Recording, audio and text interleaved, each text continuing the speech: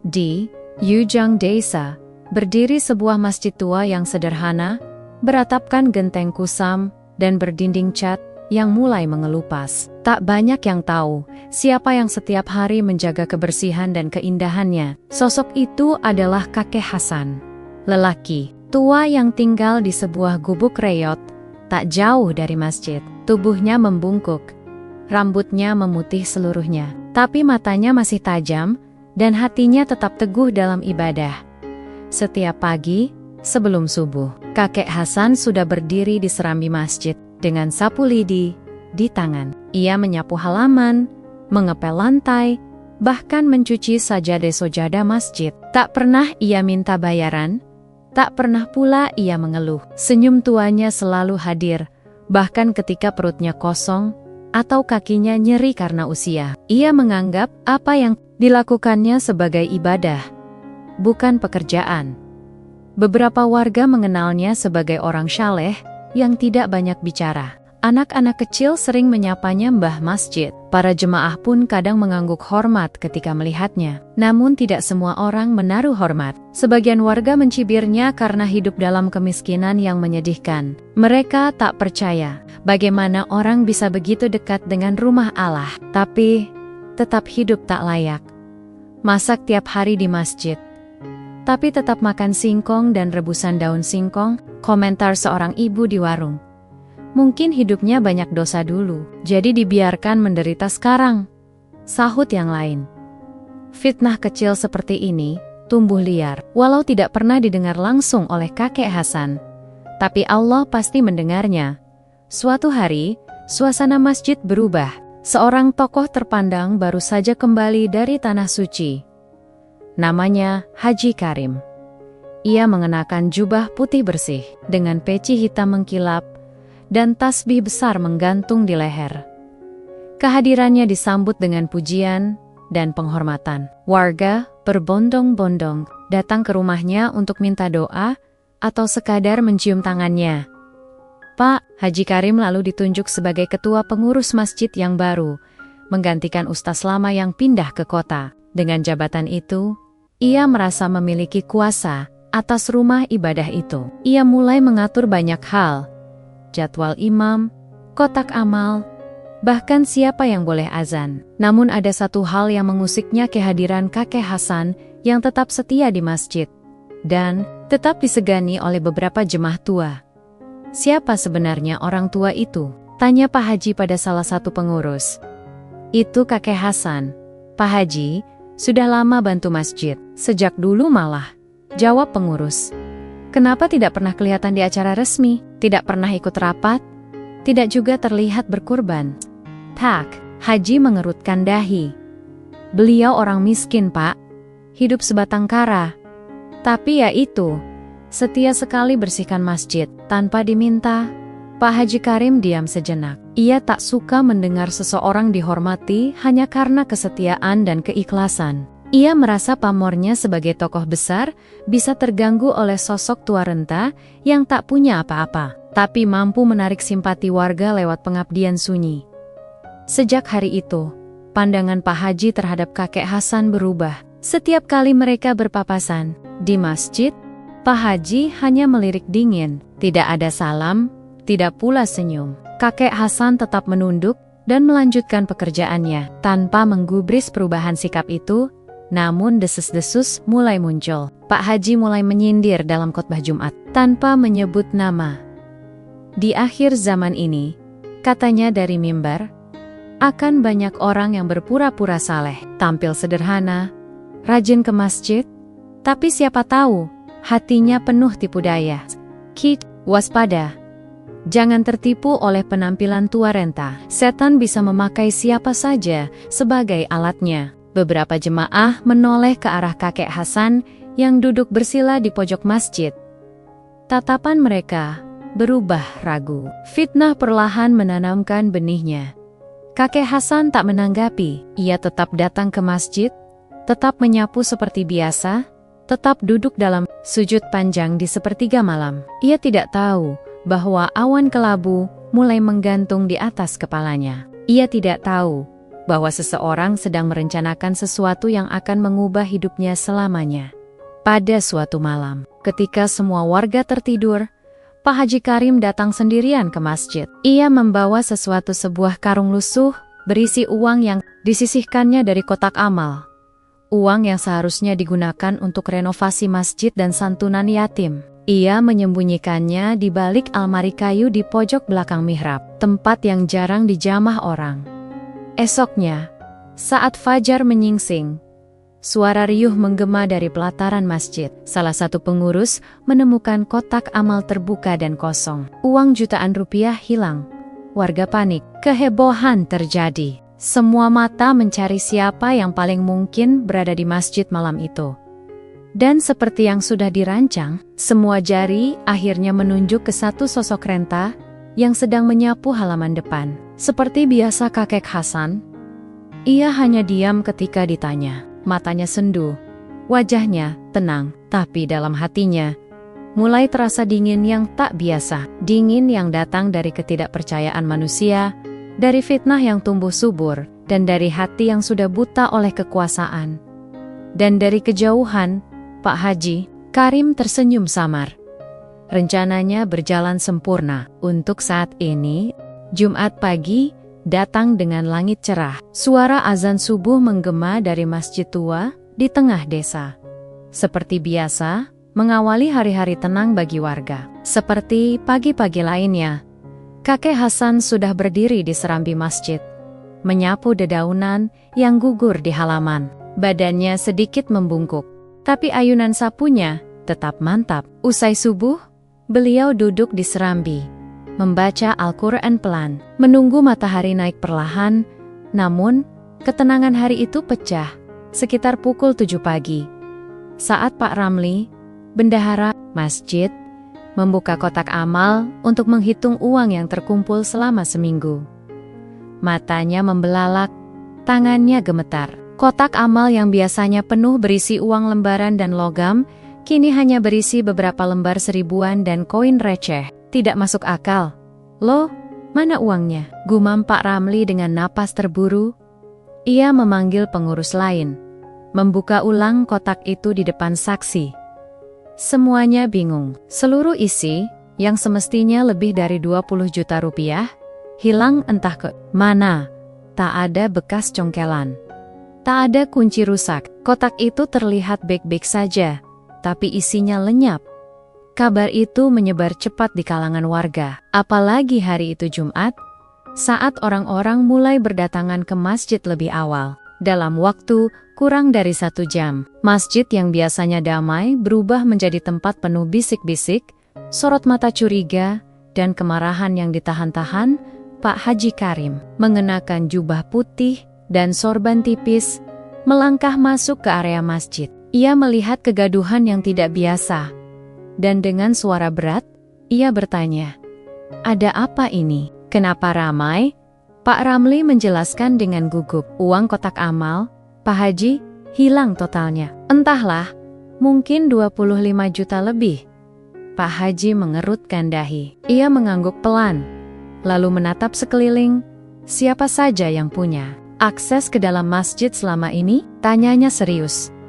Pengurus lainnya saling pandang. Salah satu dari mereka menjawab pelan, "Tak banyak, Pak Haji, paling cuma kita.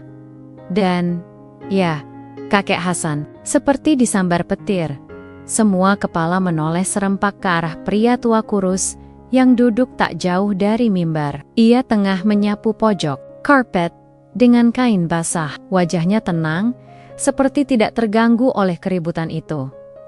Pak Haji Karim berdiri, sorot matanya tajam. "Kakek Hasan," panggilnya lantang. Kakek Hasan menoleh. Ia mendekat dengan langkah pelan. "Ada apa, Pak Haji?"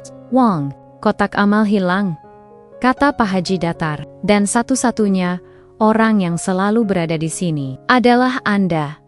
Beberapa warga yang mendengar langsung mulai berbisik-bisik. Kakek Hasan memandang Pak Haji dengan dahi mengernyit. "Maksudnya, Pak Haji, jangan main-main, kek.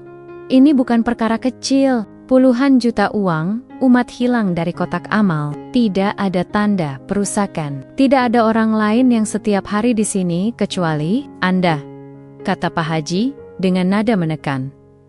Wajah kakek Hasan tak berubah. Ia tetap tenang, namun suaranya mulai melemah.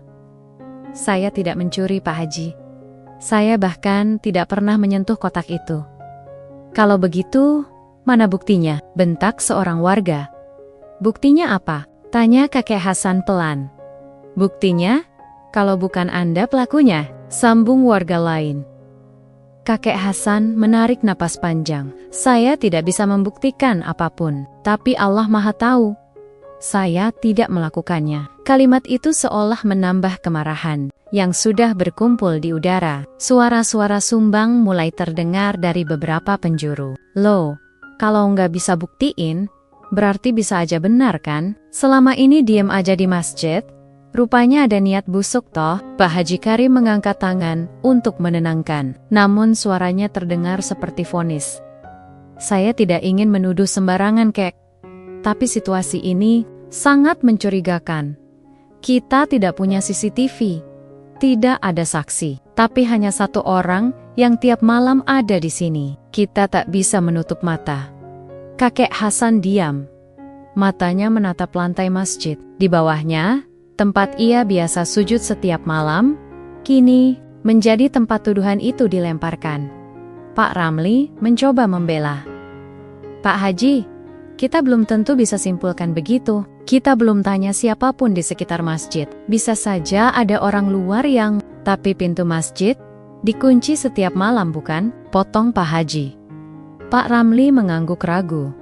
Dan siapa yang punya akses ke dalam? Cuma, ya, hanya kami dan kakek Hasan. Seketika itu, tudingan semakin kuat. Beberapa warga mulai mendekat, mengelilingi kakek Hasan. Wajah-wajah yang dulu bersahabat, kini terlihat curiga dan dingin. Tidak ada lagi sapaan Mbah Masjid. Yang ada hanya sorotan mata tajam dan tuduhan yang menggantung di udara. Saya tidak pernah mencuri, sepeser pun. Ulang kakek Hasan lirih. Saya hanya membersihkan masjid. Seperti biasa, tapi kakek juga butuh uang kan? Sela seorang pemuda, hidup sendiri, gubuk tua, kadang minta beras ke warung. Wajar kalau orang tergoda. Diam kamu. Jangan kurang ajar, Spencer. Seorang bapak tua yang sejak tadi diam. Tapi suaranya tidak cukup kuat. Mayoritas warga sudah terpengaruh suasana. Pak Haji melipat tangannya di dada. Kalau memang tidak bersalah, buktikan. Tapi sampai saat itu, kami harus mengambil tindakan. Tanya Pak Ramli dengan nada khawatir. Pak Haji menoleh tajam. Kita tidak bisa membiarkan seseorang yang dicurigai mencuri uang masjid bebas berkeliaran di sini. Mulai hari ini, kakek Hasan tidak boleh lagi masuk ke lingkungan masjid sampai semuanya jelas. Seperti ditampar, kakek Hasan menunduk. Tangannya gemetar, tapi bukan karena takut, karena hati yang remuk. Masjid itu bukan hanya tempat ibadah baginya. Itu rumah keduanya. Tempat ia bersujud, menangis, dan mengadu hanya pada Allah. Saya tidak punya tempat lain. Pak Haji, ucapnya pelan. Pak Haji hanya menggeleng pelan. Maaf, ini demi menjaga nama baik masjid. Tanpa suara lebih lanjut, kakek Hasan melangkah. Pergi, pelan, membungkuk, dengan sapu lidi masih tergenggam di tangan. Ia berjalan melewati kerumunan warga yang kini menjauh. Seakan takut tertular aib. Langkahnya berat, tapi tak ada air mata yang jatuh. Ia hanya mendongak sekali, memandang kubah masjid dengan pandangan yang sayu. Di balik punggungnya, Pak Haji Karim memandangi kepergian itu dengan senyum tipis. Tak ada yang tahu, di balik jubah sucinya, dialah dalang dari semua ini. Masjid kembali sunyi, tapi bukan sunyi yang tentram, sunyi yang berat, sunyi yang mengandung dosa tersembunyi, dan hati yang telah tergores fitnah. Dan di pojok mihrab, tempat biasanya kakek Hasan menyapu dengan sabar, kini hanya ada debu yang belum sempat dibersihkan seperti noda dari hati-hati yang mulai buta oleh kebencian. Desa Karangjati, belum pernah sepanas itu. Bukan karena musim kemarau atau terik mentari, tapi karena bara fitnah yang disulut dan disiram bensin kebencian. Hari itu, wajah-wajah yang dulu ramah berubah menjadi keras. Orang-orang yang dahulu menyapa kakek Hasan dengan senyum, kini bahkan tak ragu meludah ke tanah saat melihatnya lewat. Pak Haji Karim, dengan jubah putihnya yang selalu disetrika licin, berdiri di tengah pelataran masjid bak seorang pemimpin perang. Di sekelilingnya, warga berkumpul dalam kerumunan penuh emosi. Suara sumbang bersahet-sahutan, masing-masing melempar caci tanpa ragu. Sudah jelas yang nyuri dia. Kalau dibiarkan, nanti yang lain ikut-ikutan. Kalau masjid saja dia berani rampok, apalagi rumah kita. Pak Haji mengangkat tangan, memanggil perhatian. Suaranya keras dan lantang seperti orator, berapi-api. Saudaraku, jangan biarkan pencuri berlindung di balik keriput dan jubah kepura-puraan. Ini bukan hanya soal uang, ini soal kehormatan rumah Allah. Kita tidak butuh bukti. Jika Nurani sudah berkata jujur, warga bersorak. Tak ada yang berani menyela, apalagi sebagian dari mereka memang telah tertipu oleh kebencian yang disuapkan. Perlahan sejak insiden itu, sebagai umat yang beriman, lanjut Pak Haji, kita wajib menunjukkan ketegasan. Jangan sampai anak-anak kita melihat bahwa mencuri bisa dimaafkan begitu saja. Seseorang dari belakang kerumunan berseru, "Hukum dia, Pak Haji. Biar jadi pelajaran." Pak Haji mengangguk pelan. Hari ini, kita tegakkan ketegasan. Kita beri dia peringatan. Kita biarkan dia merasakan akibat perbuatannya. Di sisi lain halaman, kakek Hasan berdiri dengan tubuh ringkih. Tangannya terikat, wajahnya pucat. Warga sudah menyeretnya dari gubuk tua miliknya pagi itu. Ia tak melawan. Ia hanya memandangi mereka dengan mata sayu dan tak sedikit pun menunjukkan kemarahan. "Ya Allah," lirihnya, "jika memang ini kehendakmu, kuatkan aku." Salah satu pemuda mengikat pergelangan kakinya dengan tali tambang. Lalu, mereka bersama-sama menarik tubuh renta itu menuju pohon besar di halaman masjid. Pohon itu dulunya sering digunakan untuk menggantung lampion saat hari besar. Hari itu, ia digunakan untuk menggantung kehormatan seorang lelaki tua yang tak bisa membela diri. Warga berdiri melingkar, menatap tubuh kakek Hasan yang mulai tergantung. Terbalik kepala di bawah, kaki di atas. Pakaiannya lusuh, rambutnya berantakan, dan wajahnya menatap bumi dengan tatapan kosong. Beberapa anak kecil ikut menonton. Salah satu di antaranya berkata polos, "Kenapa Mbah digantung, Bu?" Ibunya menarik si anak dan menjawab dengan sinis, "Biar tahu, Nak. Itu akibatnya kalau nyuri." Suasana di halaman masjid berubah jadi tontonan. Beberapa orang bahkan membawa ponsel dan merekam dari kejauhan. Satu dua warga tertawa, menganggap itu hiburan yang jarang terjadi di desa kecil mereka, namun tidak bagi kakek Hasan. Dalam diamnya, ia menen, tapi bukan karena sakit pada tubuh, melainkan luka yang jauh lebih dalam, luka karena fitnah, pengkhianatan, dan kebencian yang ditumbuhkan dengan topeng kebenaran. Air matanya menetes ke tanah yang selama ini ia sapu setiap pagi. Tanah yang sama, yang kini jadi saksi, betapa dirinya dihinakan tanpa bukti. Pak Haji Karim berjalan mendekat. Ia berdiri di depan tubuh tergantung itu, menatap kakek Hasan dari atas ke bawah.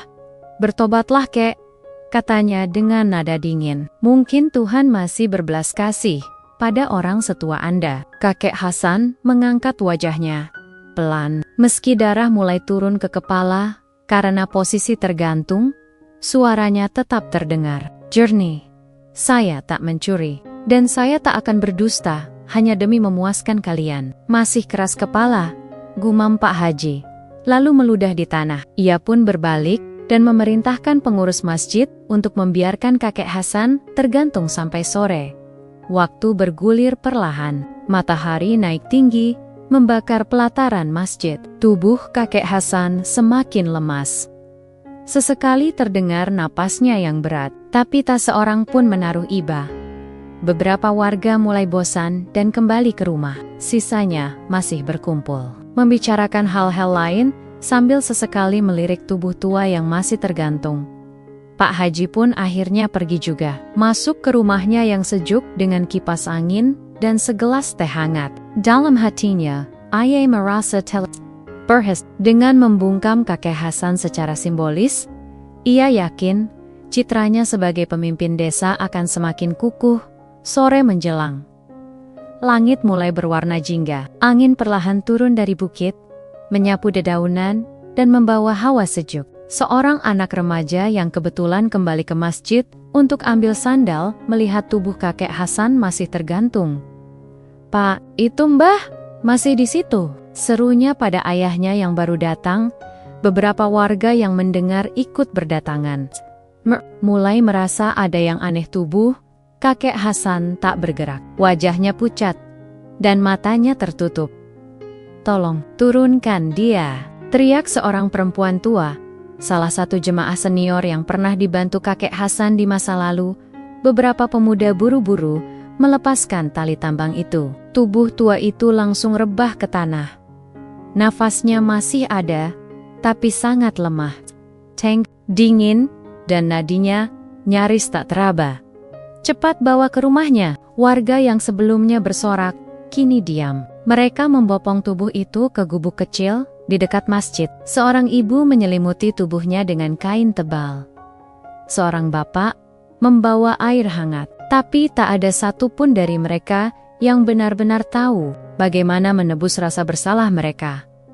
Malam itu, kakek Hasan terbaring lemah. Di luar gubuk, sebagian warga masih berdiri termangu. Tak satupun dari mereka berani menatap wajahnya langsung. Pak Haji tidak datang. Ia hanya mengunci pintunya, duduk di ruang tamu sambil menggenggam tasbih. Tapi tangannya tak tenang. Setiap putaran butir tasbih terasa seperti beban. Dalam kesunyian, terdengar sayup suara angin yang seperti berbisik. Fitnah itu seperti api. Sekali menyala, ia akan membakar segalanya termasuk orang yang menyalakannya. Dan di luar, malam turun pelan, menutupi desa yang sedang mulai terbakar oleh kesalahan yang tak akan mudah dipadamkan. Langit malam itu berubah kelam, jauh lebih cepat dari biasanya.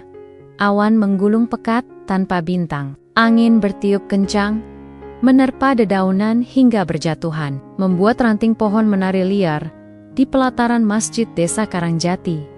Tidak ada suara jangkrik, tidak ada cicit burung malam. Suasana desa mendadak sunyi, seperti sedang menahan napas.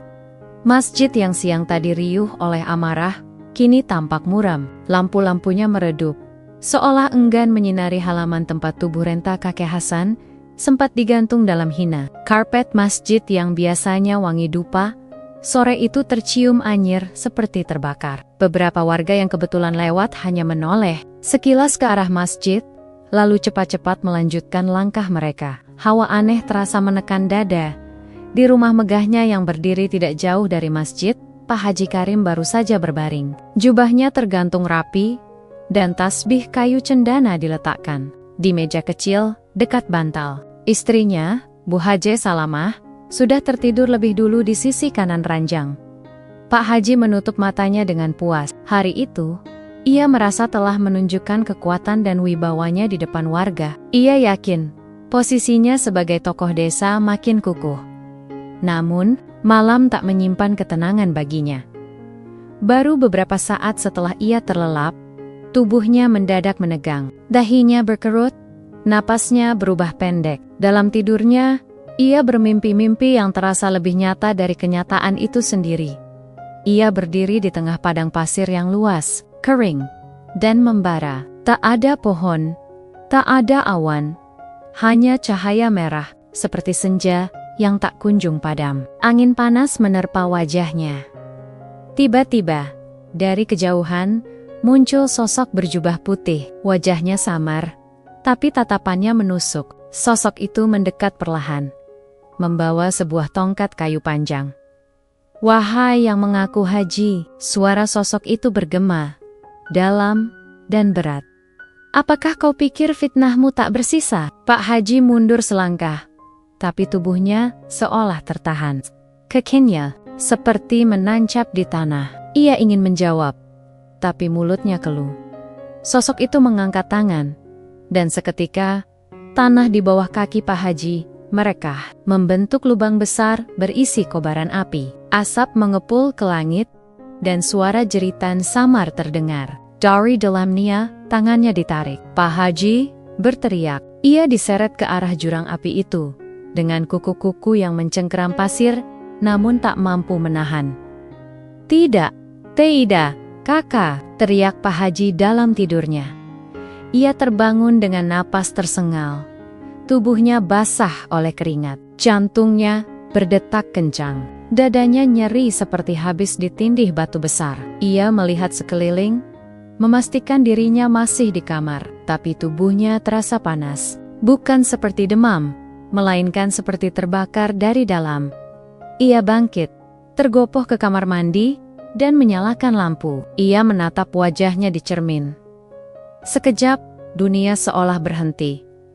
Wajah Pak Haji bukan wajah yang sama. Pipi kanannya membengkak, besar, kulitnya menghitam, dan mulai terkelupas. Kelopak matanya seperti terbakar, dengan urat-urat menonjol ke permukaan. Di sisi kirinya, bercak hitam mengembang, seperti racun merayap dari dalam daging. Matanya merah menyala. Pak Haji terdiam, mulutnya terbuka, tapi tak bisa bersuara. Dari dalam kamar, terdengar langkah tergesa. Istrinya yang mendengar jeritan suaminya bangun dan menyusul ke kamar mandi. Pak, kenapa? Kalimatnya tak selesai. Matanya langsung membesar ketika melihat suaminya berdiri di depan cermin. Astagfirullah, apa itu wajahmu? Bu, Haji Salamah mundur dengan wajah ngeri. Ia menjerit begitu kencang, hingga membangunkan para tetangga. Tapi Pak Haji hanya bisa menggeleng lemah. Ia tak bisa bicara. Tenggorokannya seperti tertahan sesuatu, lidahnya kaku, tubuhnya gemetar hebat. Istrinya lari keluar rumah sambil berteriak panik. Pak Haji, wajahnya, tolong, ada yang aneh. Tetangga-tetangga yang berdatangan tak segera berani masuk. Beberapa mengintip dari jendela, dan yang lain berdiri di teras dengan tatapan bingung. Beberapa yang memberanikan diri masuk, langsung menahan napas. Melihat kondisi Pak Haji, wajahnya seperti gosong, matanya merah, kayak orang kesurupan. Ini bukan sakit biasa. Pak Haji duduk lemas di lantai. Tubuhnya bersandar ke dinding. Ia ingin berbicara, menjelaskan, menyangkal, tapi suaranya tak keluar. Yang bisa ia lakukan hanyalah menatap wajah-wajah yang kini menatapnya dengan ngeri seperti dulu mereka menatap kakek Hasan. Beberapa warga mulai berbisik, menghubungkan kejadian itu dengan peristiwa siang tadi. Bukankah tadi siang dia yang paling lantang menghina Mbah Hasan? Apa ini balasan? Fitnah itu berat, lebih kejam dari pembunuhan. Allah bisa langsung membalas kalau dia mau. Malam semakin dingin, dan angin berembus kencang menampar daun-daun jendela.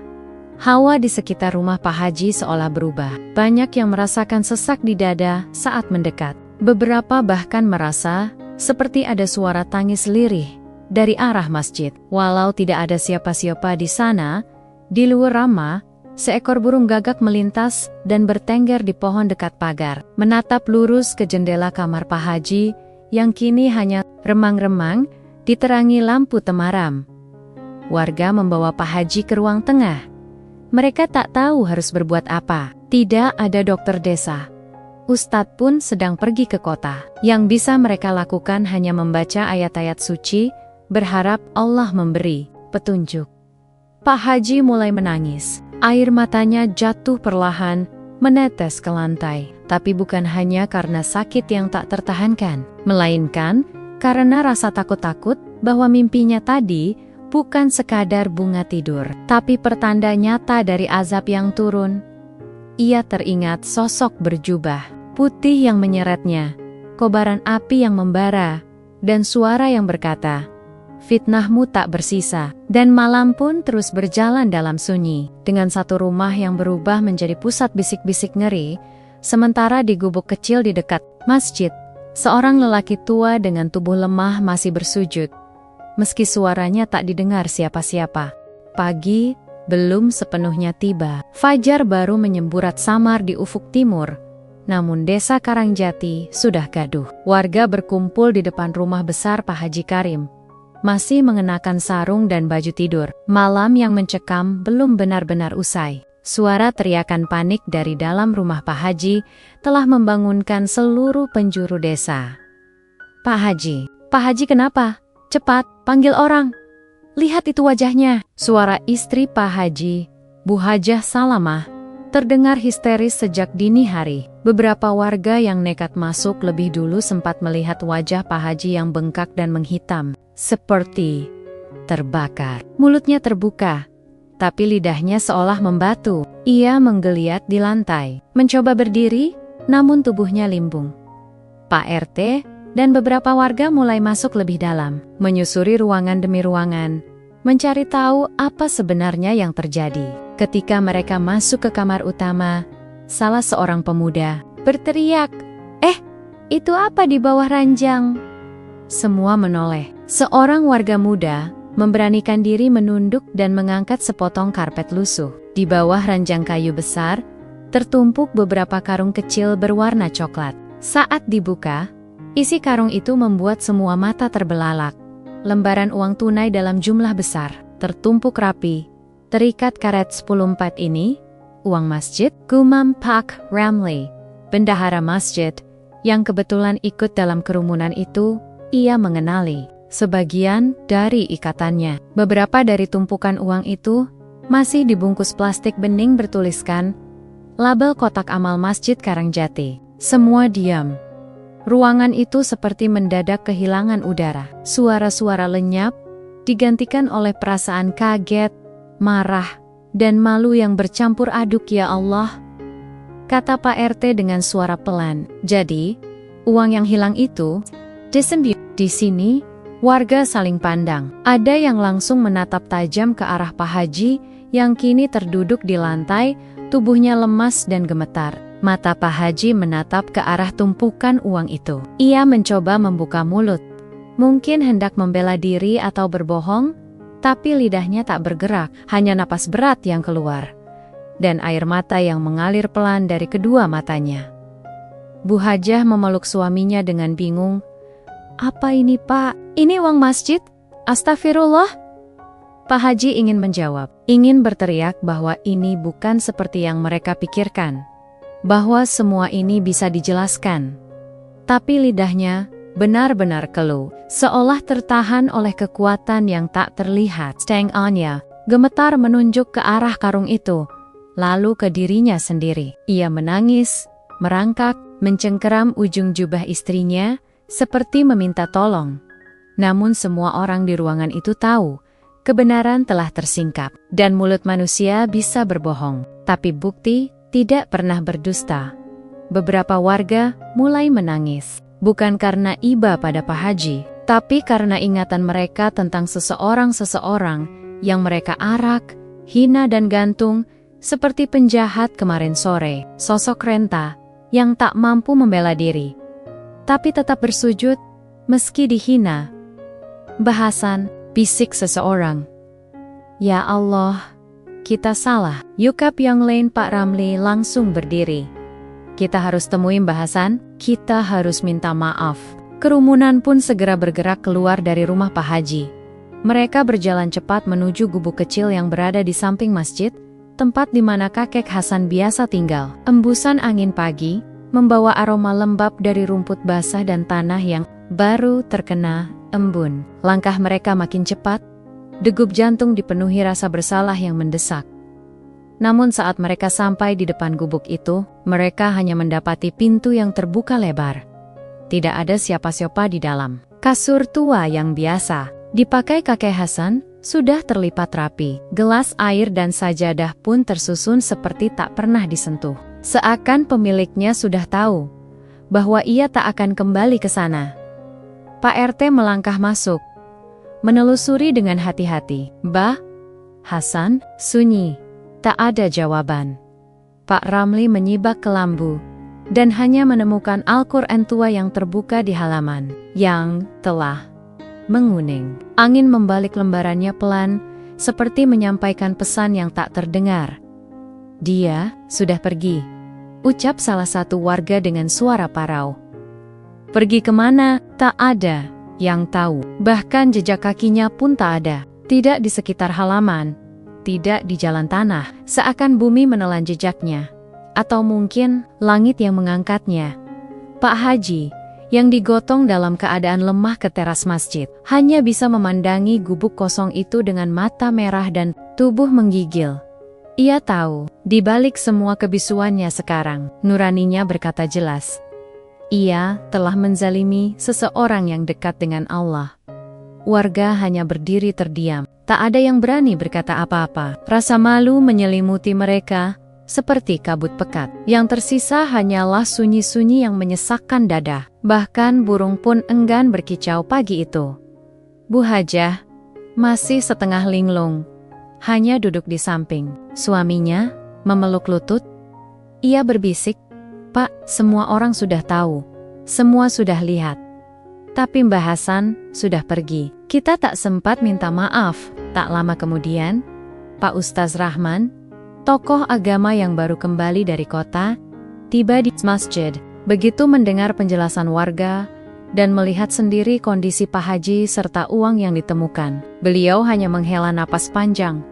"Fitnah," katanya lirih, "adalah dosa yang lebih kejam dari membunuh, dan Allah bisa menurunkan balasannya. Bahkan sebelum kita sempat meminta ampun." Ia pun berdiri di mimbar masjid, mengajak seluruh warga untuk berdoa dan meminta ampunan. Tapi suara doa-doa itu terasa hampa, karena satu hal tetap tak berubah. Kakek Hasan belum ditemukan, dan entah di mana ia berada, hanya Allah yang tahu. Sementara itu, angin terus berembus pelan. Daun-daun jatuh satu-satu dari pohon besar tempat kemarin kakek Hasan digantung. Pohon itu kini tak lagi tegak sombong. Dahannya menggantung layu, seperti ikut malu atas apa yang telah terjadi. Di bawahnya daun dilengit. Mentari pagi akhirnya muncul, tapi cahayanya redup seolah enggan menyinari desa yang baru saja membuka tabir dosanya sendiri. 3 hari setelah kebenaran terungkap, desa Karangjati masih murung. Warga berjalan dengan langkah tertunduk. Suara azan dari masjid kembali terdengar. Namun gema takbir terasa hampa, tak mampu mengisi ruang hati yang penuh sesal. Gubak di samping masjid tetap kosong. Dan Pak Haji Karim masih terbaring lemah di rumahnya. Tak bisa bicara, tak bisa menjelaskan. Hanya bisa menatap lenggit-lenggit kamar dengan mata yang sayu. Pagi itu, kabar mengejutkan datang dari pemuda yang sedang memancing di pinggir sungai kecil. Sekitar 2 kilometer dari desa, ia menemukan seorang lelaki tua tergeletak di antara ilalang dan batu basah, dengan tubuh lemah dan kaki membiru, seperti tak lagi bisa digerakkan. "Mbah Hasan! Mbah Hasan ditemukan!" teriaknya saat sampai ke desa. Warga segera berbondong-bondong menuju. Mereka datang dengan harap-harap cemas. Sebagian membawa selimut, sebagian membawa air minum dan makanan. Ketika mereka sampai, mereka benar-benar menemukannya. Kakek Hasan, dengan tubuh kurus yang bahkan lebih renta dari sebelumnya. Wajahnya pucat, matanya cekung, namun tetap memancarkan ketenangan. Yang membuat warga terdiam adalah kakinya. Kaki yang dulu berjalan ringan membersihkan masjid kini bengkak dan membiru, tampak rusak akibat digantung dalam posisi terbalik terlalu lama. Ujung-ujung jari kakinya menghitam. Ia hanya duduk bersandar pada batu dengan tongkat kayunya tergeletak. Di samping Pak Ramli, bendahara masjid, maju lebih dulu. Ia berlutut di hadapan kakek Hasan. Air matanya mengalir deras. "Mbah, kami semua salah. Maafkan kami. Tolong, kembali ke masjid. Kami butuh panjenengan." Kakek Hasan menatapnya lama, sebelum menjawab pelan. "Saya sudah memaafkan kalian, Ramli. Dendam tak akan menyembuhkan kaki ini. Tapi, luka hati ini, biarlah waktu yang urus." Warga lain ikut menangis. Beberapa mencium tangan kakek Hasan, meminta ampun. Ada pula yang memeluk tubuh kurus itu, seperti anak kecil memeluk ayahnya. Namun, ketika salah seorang warga menyebut nama Pak Haji Karim, sorot mata kakek Hasan berubah. Ia menunduk, menarik napas panjang. Pak Haji, dia yang mengobarkan fitnah, lalu membakar keyakinan kalian padaku, katanya pelan. Aku tidak dendam, tapi aku tidak bisa memaafkannya. Warga terdiam. Tak seorang pun berani membantah. Semua tahu, andai pun kakek Hasan bersumpah untuk mengutuk Pak Haji, itu pun terasa wajar. Tapi kakek Hasan tidak melakukannya. Ayah memalingkan wajahnya ke arah langit yang sedikit mendung. Lidah bisa memfitnah, ucapnya lirih. Tapi langit tak pernah tidur. Perkataan itu menggema dalam hati setiap warga yang mendengarnya. Seperti doa, seperti peringatan. Mereka akhirnya membawa kakek Hasan kembali ke desa, tapi bukan ke masjid. Ia meminta dibawa ke rumah Pak Lurah yang dulu sempat ia tolong ketika sakit. Di sanalah ia tinggal beberapa hari. Hanya berbaring di serambi, menatap keluar jendela, tak banyak bicara. Selama itu, masjid terasa sepi meski ramai. Tak ada sapu pagi, tak ada aroma kayu gaharu yang biasa dibakar kakek Hasan saat malam Jumat. Tak ada doa lirih yang mengalun dari mihrab selepas azan Isya. Tongkat kayu yang biasa dipakai kakek Hasan hanya berdiri menyendiri di pojok teras, dan sandal tuanya tergantung di paku dekat pintu. Pada hari ketujuh setelah ia ditemukan, warga bangun pagi dan mendapati satu pemandangan yang mengejutkan di teras masjid. Tongkat kayu dan sepasang sandal jepit tua itu tertata rapi. Di sampingnya ada sehelai kain putih kecil, bersih, dilipat dua. Tidak ada tanda-tanda kehadiran siapapun malam sebelumnya. "Mbah Hasan, pergi?" tanya seorang bapak dengan suara nyaris tak terdengar. Pak Ramli memeriksa rumah Pak Lurah. Ternyata benar kakek Hasan sudah tak ada. Tempat tidurnya bersih, tak ada jejak, bahkan pintu belakang masih terkunci dari dalam. Seperti ia lenyap begitu saja, dibawa angin, atau dipanggil oleh sesuatu yang tak mampu dijelaskan logika. Desa kembali geger. Tapi kali ini dalam kesedihan dan keheningan. Beberapa orang percaya ia pergi ke gunung. Ada yang mengatakan ia dibawa malaikat karena ketulusannya. Ada pula yang bilang, ia hanya ingin pergi jauh, mencari tempat di mana tidak ada yang menyebut namanya dengan tuduhan.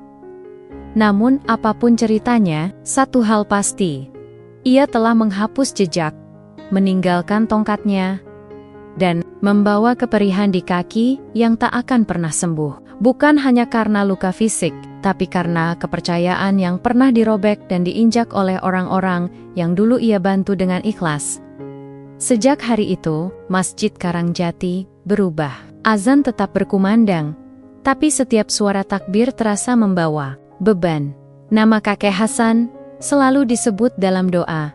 Namun, rasa bersalah warga tak pernah benar-benar hilang. Tongkat dan sandal itu tetap dibiarkan di tempatnya.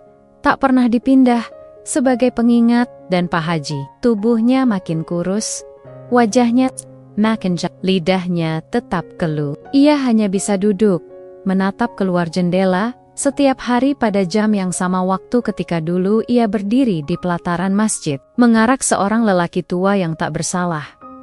Kini, waktu yang sama datang setiap hari, namun tak ada yang diarak, hanya suara angin yang melintasi masjid, menyapu debu di lantai, dan menggoyangkan daun pintu perlahan, seolah mengetuk, "Masihkah kalian ingat?" Dan warga pun tahu, mereka akan terus mengingat, karena kaki yang tak diampuni itu akan terus meninggalkan jejak di hati mereka selamanya. Musim hujan datang lebih awal tahun itu. Langit desa Karangjati sering berwarna kelabu, dan gerimis turun hampir tiap sore. Embun menempel di koce-kokaka rumah, termasuk rumah besar milik Pak Haji Karim yang kini tak lagi megah sebagaimana dulu. Cat dinding mulai mengelupas, tanaman hias di halaman depan meranggas. Gerbang yang dulunya selalu terbuka, kini terkunci rapat, sepi dari tamu dan kunjungan. Di dalam rumah, Pak Haji Karim terbaring lemah di atas ranjang rotan tua. Seluruh tubuhnya lumpuh total. Sudah berbulan-bulan, ia tak bisa bicara. Apalagi berjalan. Hanya matanya yang masih bisa bergerak. Dan itu pun tak banyak. Wajahnya berubah drastis. Separuh pipinya menghitam dan membusuk perlahan. Kulit di sekitar mulutnya mengelupas. Dan bau amis samar menyebar ke seluruh ruangan. Bahkan istrinya, Bu Hajah Salamah, kini tak tahan lama-lama di dekatnya. Ia bukan lagi Pak Haji yang disegani. Ia bukan lagi orator yang mengguncang mimbar masjid dengan dalil-dalil tajam. Kini, ia hanya tubuh diam yang terperangkap dalam kehampaan. Menangis tiap kali mendengar suara azan dari kejauhan. Tangisan lirih, tak bersuara. Hanya air mata yang mengalir dayam-dayam ke bantal yang sudah basah setiap hari. Sejak hari tumpukan uang ditemukan di bawah ranjangnya, dan kakek Hasan menghilang, warga berhenti menaruh hormat padanya. Mereka tidak datang lagi untuk meminta nasihat. Tidak ada lagi yang menyapa ramah. Bahkan anak-anak pun diminta orang tua mereka untuk tak mendekati rumah itu. Biarlah dia di sana. Itu pelajaran. Begitu kata warga. Langit memang tidak. Ceder, Bu Hajah yang awalnya setia mendampingi, kini hanya datang sekali-sekali ke kamar untuk mengganti kain alas tidurnya atau memberikan makan lewat selang. Tapi bahkan itu dilakukan dengan ekspresi dingin. Dalam hatinya, ia tak bisa membantah. Suaminya telah membawa aib besar ke dalam rumah tangga mereka. Pernah, beberapa warga datang menawari bantuan. Tapi, setelah melihat langsung kondisi tubuh Pak Haji yang membusuk mereka, pergi dengan wajah pucat. 1-2 orang bilang, itu bukan sakit biasa. Itu azab. Kalimat itu kemudian menyebar seperti angin, menancap di benak semua orang. Sementara itu, masjid desa mulai direnovasi. Atapnya diganti baru, lantainya dikeramik ulang, dan tempat wudhu dibuat lebih lebar. Namun satu sudut dari masjid itu dibiarkan tidak disentuh. Kursi imam tempat, di mana dulu Pak Haji duduk memimpin salat Jumat, kursi kayu itu dibiarkan kosong. Tak ada satupun yang berani mendudukinya. Biarkan kosong, ujar Pak Ustaz Rahman, yang kini menjadi pengganti tetap. Sebagai pengingat bahwa kemuliaan tak bisa dibangun di atas dusta dan kezaliman, sejak saat itu, setiap kali jemaah salat Jumat berkumpul, mereka akan melirik kursi itu sejenak lalu menandok. Tidak ada yang berani membahasnya terlalu jauh, tapi semua paham maknanya. Di luar masjid, tongkat tua dan sandal milik kakek Hasan masih diletakkan di sudut teras, tak pernah dipindah. Setiap kali ada anak muda yang hendak masuk masjid dan melihatnya, mereka akan diam sejenak, lalu masuk dengan kepala tertunduk. Seakan tongkat itu bicara, hati-hatilah menilai orang yang diam. Hari-hari Pak Haji hanya dihabiskan dengan menatap langit-langit dan menangis. Tak ada kata keluar dari mulutnya. Tak ada pelukan dari orang terdekat. Ia menyaksikan dunia sekitarnya berubah tanpa bisa ikut bergerak. Ia tahu hidupnya belum selesai, tapi seluruh kehormatannya sudah terkubur. Suatu sore, saat hujan turun deras dan angin menggoyang jendela, Pak Haji mendengar suara azan maghrib dari masjid. Suara itu mengalun merdu, menyayat hatinya. Seperti biasa, matanya mulai berkaca-kaca, tapi kali ini air matanya mengalir deras. Tubuhnya gemetar pelan, napasnya tersengal. Ia ingin bicara, ingin berkata, "Ampuni aku," tapi hanya gumaman tak berarti yang keluar dari kerongkongan yang kaku. Matanya menatap jendela, bayangan hujan menari di kaca, tapi di sela kilat yang menyambar, ia seperti melihat sosok berdiri di luar sana. Jubah putih, tubuh kurus, tongkat di tangan. Sosok itu tak masuk, tak bergerak, hanya berdiri diam, memandang dari jauh. Pak Haji mengedipkan mata, memastikan, tapi saat ia menatap lagi, sosok itu sudah lenyap. Ia menangis. Kali ini benar-benar menangis. Dengan tangisan seorang lelaki yang hancur. Tangisan yang tak pernah ia tumpahkan dulu saat pertama kali memfitnah, saat menghasut Sot merasa duri. Paling benar, Tangisan itu menggema dalam kesepian, dalam bau busuk yang memenuhi kamarnya, dalam bantal basah, dalam doa-doa yang tak bisa lagi ia lafalkan. Warga pun lambat laun berhenti membicarakan rumah Pak Haji. Mereka menganggapnya sudah menjadi pelajaran yang cukup bagi seluruh desa. Anak-anak diperingatkan agar tak pernah memulai kebohongan, dan para orang tua menjaga lisan mereka lebih hati-hati. Dan suatu malam, saat hujan turun tanpa suara, kursi imam di masjid itu tetap kosong. Tak ada yang berani menyentuhnya. Di bawah ada secarik kertas bertuliskan tangan anonim. Jangan jadikan pangkat dan sorban sebagai kendaraan menuju neraka. Sebab Allah lebih menyukai debu di kaki orang jujur daripada mahkota di kepala pendusta. Warga yang membaca hanya bisa diam. Sementara itu, di rumah besar yang sunyi, Pak Haji terus menunggu.